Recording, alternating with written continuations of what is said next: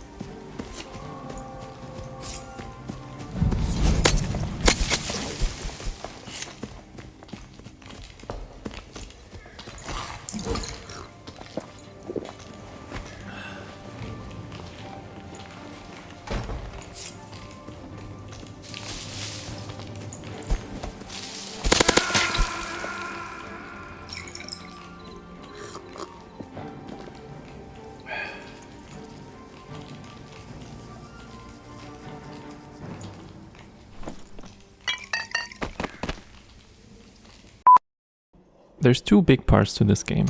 The dungeon, obviously, and the menu/loadout area. If you only care about seeing some gameplay and finding out more about the dungeon, I recommend skipping ahead. I'll give a brief overview of the loadout menu first. This hub area is where you accept quests, adjust your build, trade with other people, sort out your stash and items, pick religion, customize your character, and a bunch of other stuff. Right here on the bottom left, you select the map you want to play on. Up top we got the class menu. I just want to showcase that for each character there's a number of different builds you can go for. You get to choose 4 perks as well as 2 skills per character. The perk slots are unlocked at level 5, 10 and 15, which you will hit pretty quickly. On the left you see all your stats, what they do, so you could specifically target certain stats with gear to make your build stronger. You could go for a very high HP build with stacking vigor and max HP, or go for a maximum move speed build and so on. All this stuff might look intimidating at first, but you'll get used to it pretty quickly. I think it's cool that there's this much variety. Let's move on to the stash. You will no doubt interact with the stash after almost every round. This is where you store your good stuff and prepare for your next run. You can buy additional storage with gold. The more storage space you buy, the more expensive the next unlock will be. It might look like a ton of space at first, but it will fill up quicker than you might think. Merchants. You can interact with all these merchants and characters in between games. Each of these will sell you something, and if you do their quests, they will sell you better stuff, and also craft powerful items for you. Doing the quests alone is probably enough content for a pretty long while. They get progressively harder, so in the beginning you might have stuff like collect 3 bandages or kill 5 goblins or stuff like that. And by the end, you will be literally going into hell having to kill demon spawn and dragons. I'll let you discover each merchant and what they do exactly for yourself, but one of the most important ones is the squire. He determines your default loadout. Again, the more questing you did, the better quality items you will get in your default loadout. Next up is the trade menu. As I mentioned, there's a trade hub where you can sell your items to other players, as well as buy stuff from other players for your next run. If playing the auction house is your thing, you can sit here and snipe items for a good deal all day long. Money in this game has to be stored and takes up space. So naturally, if you have a ton of money, you'll use up a ton of space. Because of this, there's some items that are used to store your wealth instead of just keeping the coins in your inventory. On top of having different kinds of bags to save space and storing your money, there's different kinds of keys as well that people use as a store of value. Community kind of agrees that skull keys are worth around 50,000 gold, and that golden keys, for example, are around 10k, so less than a skull key. Of course, this number changes depending on how far into the season we are. At the start of the season, they're gonna be worth less because people don't have as much money yet. And at the end of the season, they will also be worth less because everyone wants to get rid of them to buy more cool shit. So yeah, this brings us to the season mechanic, or the wipes as they call it. At the start of a new wipe, everything gets reset, your stash will empty, your levels will be reset, and you have to start over. Depending on how you ranked, you can get rewards, such as cosmetics and minor quality of life stuff. The thing that stays though is your fame level, which is basically just the summation of all your levels on this character through all the wipes. As a final point in this section, let's talk about the monetization of this game. It's free to play, but it also has a premium version, if you will. So the normal game you download is kind of the demo to check if you like the game, but to get the most out of it, you would have to buy the full thing. The biggest limitations as a free-to-play player are you can only have one character at a time, so if you try out bards first, then you would have to delete your character to be able to try out another one. You cannot list any of your items for sale in the auction house, and you don't have access to the trading post. You have a stash less. And you can only enter the normal dungeon as opposed to the high roller version. I will get into what this means exactly in the dungeon portion of the video. For me, getting the full version was definitely worth it. If you take the around 50 bucks I spent on the game and divide it with the amount of hours I played, you get to 12 cents per hour, so that's pretty good value. As with any freemium game, we have more stuff to spend money on. Some of them are pretty funny, and some you could say give you a slight advantage in the game. You can acquire different races for your character, so for example, you could choose to play as an orc or as a cat girl. These all have bonus stats and drawbacks though. For example, the cat skin gives you +2 dex, but -1 strength and -1 vigor. So depending on your planned build, this could give you an edge. These bonus stats are not that huge and more or less negligible, but it is an advantage nonetheless. The lizard skin is said to be pretty strong in low gear scenarios, since it gives you a bunch of armor rating plus headshot damage reduction. A pretty well-known combo is to play a tanky barbarian with this skin to farm beginners basically. This might seem like pay to win at first, but there's a possibility to get these skin as free-to-play player. There's red stones and blue stones. You get the blue stones by playing, but it does take a while to get up to 4. Red stones are just the currency you can buy. With all this out of the way, let's get into the other part of this game, the dungeon. When you enter the dungeon, a timer of 15 minutes starts. In this time you're pretty much free to do whatever you want. When the time runs out, you die. That means that sometime before the counter is 0, you have to extract the map in one of these blue exits. They open up at certain points in time. For example, the big elevator in the goblin caves comes every couple minutes and extracts you. There's also single-use exits that only one guy can use, and they open at a different time in the game, so you might find yourself running around checking each exit to see if it's open or not already. But generally you'll extract right before the timer runs out to maximize your loot or whatever else you're doing. So this was the goblin caves. There's not only blue exits though, there's red ones as well. These will not extract you, they will lead you even further down the dungeon where another round starts. You won't get to replenish your supplies, and if you die, you lose all your stuff nonetheless. They introduced this NPC recently that takes some of your stuff to the stash, so you won't lose everything. So why would you do this? The further you go down, the better the loot generally. Also, some of the quests will require you to go down to the lower levels. The ice caverns seemingly have no red stairs, but they have a second stage in their dungeon too. You just have to jump down the abyss, starting from 2:30 on the timer. If you jump before that, you just die. Yeah, don't ask me how I know that. The ruins map doesn't have 2, but 3 stages, so one run could potentially take around 45 minutes if you choose to go down at the last second. My favorite map for a while was the Goblin Caves, because starting out I was always too scared to go down to the deeper levels. The mobs on the normal starting stage were dangerous and scary enough for me. Goblin Caves is also where most of the PvP used to happen. I remember being new and avoiding the middle part of the stage, which is a PvP hotspot like the plague. My teammates and I were crawling from side module to side module like cockroaches. Let's talk a little bit more about the monsters that you'll encounter in this game. There's a pretty big variety of them, and each of them can spawn a stronger, faster version of itself as well. As I said in the beginning, facing a couple of mobs will be challenging by itself, but the better you get, the more trivial this will be. When you are ready for some PvP, you will probably just ignore most of the mobs and rush to the PvP hotspots. That's not to say that all mobs are trivial, but in the Goblin Caves for instance, most if not all monsters are not that hard to deal with. Except for this guy. F that guy. There's no worse feeling in the world than spawning in and immediately getting killed by his machine fire mumbo jumbo magic. Let me tell you about this guy though. This guy is a nightmare skeleton Axeman. This thing strikes fear in even veteran players. There's memes being made about this singular creature for a reason. He's fast, he is like a truck, and he hates you with a passion.